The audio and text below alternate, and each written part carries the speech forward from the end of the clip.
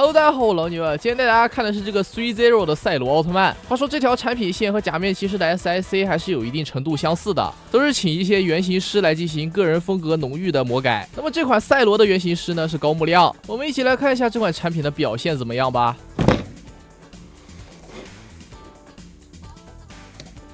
那么这款产品的外形方面，各位能够打几分呢？作为魔改的产物来说，我觉得还算是比较顺眼，比较不符合我胃口的就是感觉体型方面做的过于瘦了。我认为应该是原型师融入了一些自己对于宇宙人的理解吧。我们看到这个脸部，各位觉得怎么样呢？其实我觉得整个脸部魔改的算得上是比较小的了，整体就是造型变得更加张扬了一些。但是原版赛罗就是比较张扬的设计，这点倒也不明显。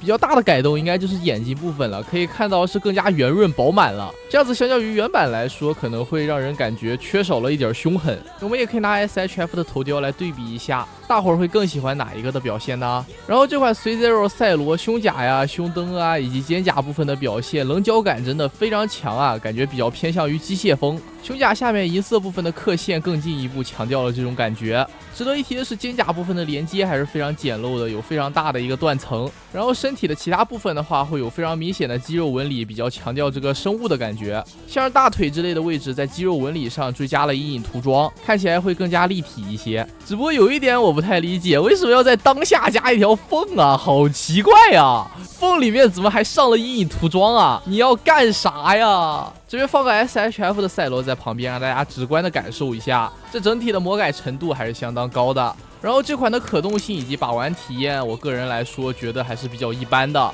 甚至可以说是糟糕。整体的关节把玩起来感觉是比较生涩、比较紧的，掰起来还是非常费劲的，而且可动幅度也比较一般。像是大腿根这么大一个下拉关节，但是却只能踢到90度，整体可动性真的感觉不太够用，而且有的地方还非常容易被剐蹭到。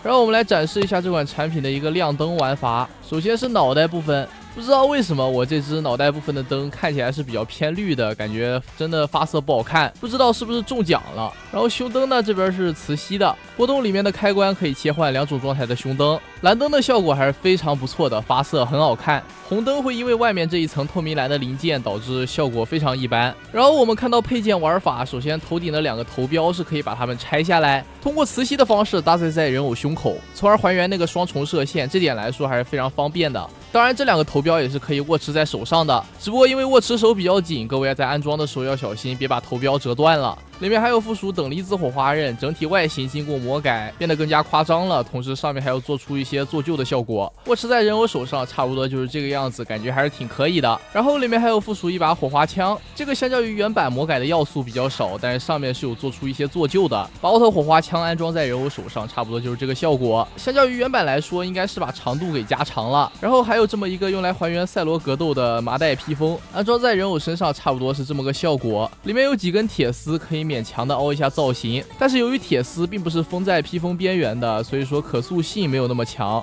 然后产品里面还有附属这么一个底座和配套的支架，不过上面也就写了厂商 3-0 的信息，并不是说这款产品的一个定制底座，所以说是没啥含金量的。然后 3-0 还出过强烈日冕型和月神奇迹型2个版本的赛罗，咋说呢？这2个版本真的巨敷衍，和原版是属于完全的同模换色。强烈日冕型它本可以新规一个更加强壮的素体，然后再让原型师再发挥一下，但是它没有那么做。月神奇迹型也没有新规施法状态的手型，然后这2者发光的效果呢也给大伙儿过一下。强烈日冕型的胸灯发色会非常明显的要浅一些。这2者最敷衍的地方，我认为还是配件。基础赛罗的头标拆卸玩法他们是继承过来了的，但像是月赛应该再附属一对头标，剧中已经明确展示过了，它施法的时候头标还是在脑袋上的，在产品里没附属。另外像是等离子火花刃和麻袋披风这2款产品都是阉割掉的，只保留了火花枪，也就是说如果你有这3只赛罗的话，你就有3把火花枪。剩下的配件像是手心和地台也都是照搬普通赛罗的，没有任何新规的地方。目前30的这3只赛罗都是1000多，没有说有特别大的差价，所以比起这2款我还是更推荐购买普通赛罗一些。 OK， 那么视频制作不易，看完了不要忘了一键3连，3连越多更新越快。下期想看啥打在评论区，我老牛，咱们下期视频再见。